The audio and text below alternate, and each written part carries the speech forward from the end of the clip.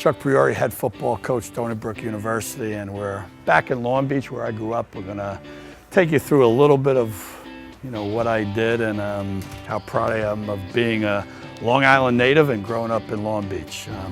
This is the house that I came back when I was born in Tripoli, Libya, North Africa, and my dad was in the service at 6 weeks old. We came back and moved into this home here next to my aunt and uncle, and spent a lot of my days here when I was probably 3 years old or 4 years old. We moved from here, but spent the remembered days playing with my dad in the streets, baseball, stoop ball, and real easy commute down to the beach.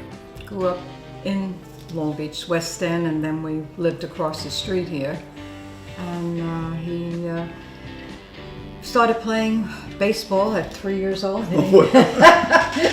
hitting the bat. Big red bat. The big red bat, yes. I have a plastic bat for him. And then the other two boys came along.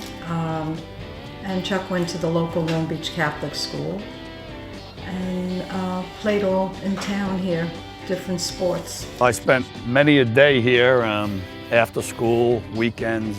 This was basketball courts. We used to play softball here, concrete softball. You slid and you got all your raspberries and stuff like that. We used to play hockey in here.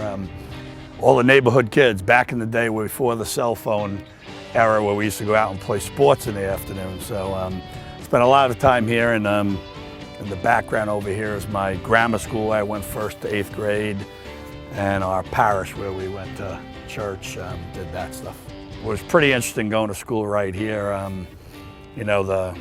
This whole part of this community that were all my friends all went to grammar school here. They didn't go to public school. The public schools were on the other end of town, so we mostly went here. And it was interesting. It was nuns. It was that whole thing. Thinking back on it now, very different educationally from that standpoint.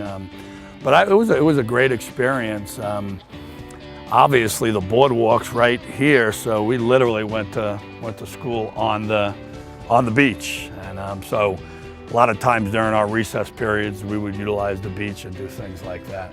And then it was interesting because you spent your social life as you were getting a little bit older, into those ages, on the boardwalk, on the beach, all the time. We didn't go on vacations as a family because we lived in a beach resort, so we never traveled. I can tell you right now, we went camping once maybe when I was 13, 14 years old, but I don't remember ever leaving Long Beach.